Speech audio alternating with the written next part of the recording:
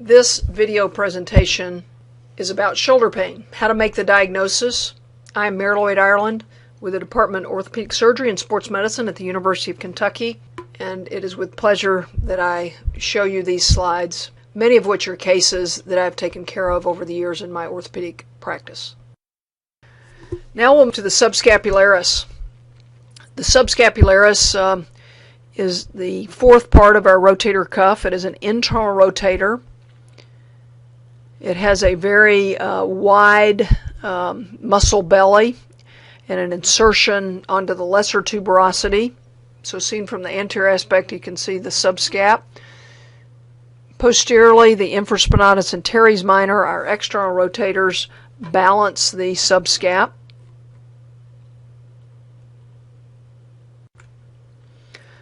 Subscapularis tears, typically it's the superior half of the subscap that we're appreciating arthroscopically that has tears. There's several different tests that you can do. There's a lift-off test. Arm is back in a half Nelson position.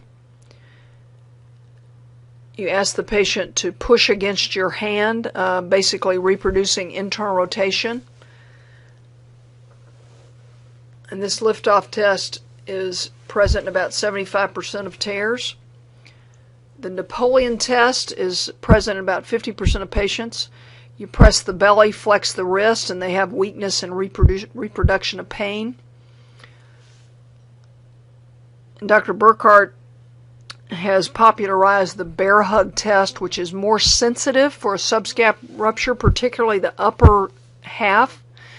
Put their hand on the opposite shoulder, elbow forward, and the examiner asked to pull the hand off the shoulder. You can do this bilaterally at the same time, and if there's weakness, reproduction of anterior shoulder pain, this indicates an upper half subscapularis tear. This is a patient, 46-year-old, right-hand dominant male, fell onto his outstretched arm after tripping over his dog. Felt a ripping sensation, made him nauseated. Went to the emergency room, plain x-rays were normal.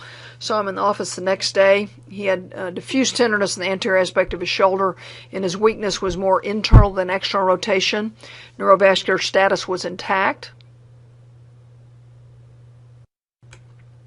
This is a clinical exam. One complaint was I was unable to get my wallet out of my back pocket when I was pumping gas. I could pump the gas, but I almost got in trouble when I asked someone else to get my wallet out of my pocket. So as you're watching me examine him here, he's trying. He has significant weakness of internal rotation.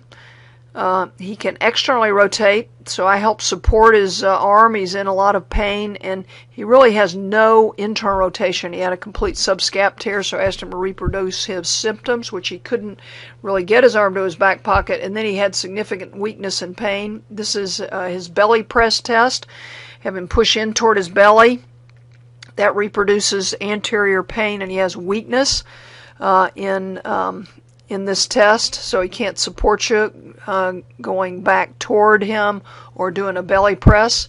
Good external rotation, and he is very weak in internal rotation. So think about what the muscle function is doing, and then accordingly test the patient. In the acute situation, make sure you warn them that it may hurt.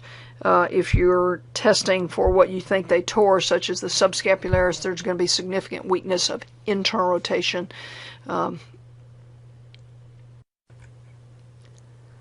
So anatomically, this shows the subscapularis and the biceps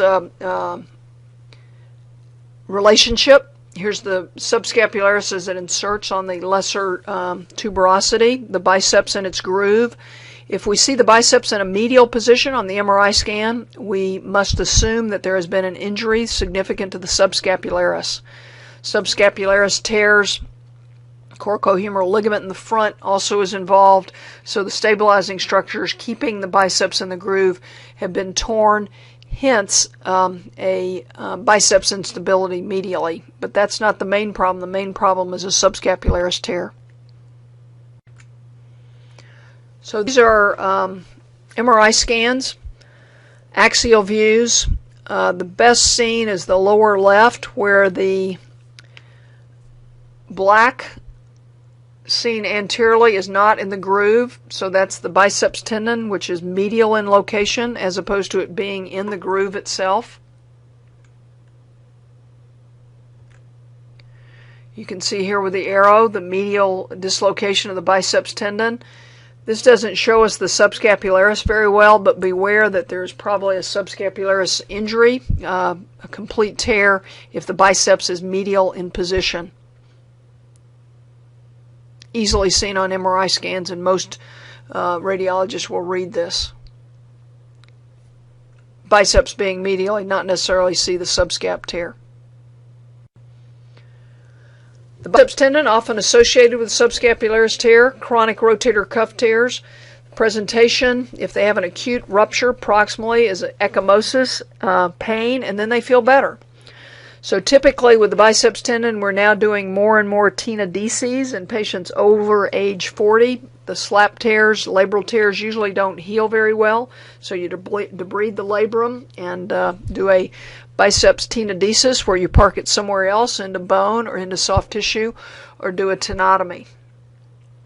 Repair of the other structures such as the subscapularis and the rotator cuff is very important, but the biceps with its pain is a significant pain generator, and we're not doing as many aggressive labral repairs in patients who have associated problems such as a subscapularis tear or a rotator cuff tear. Do a tenodesis rather than an attempted labral repair. The biceps labrum anchor is not happy if it's under too much tension.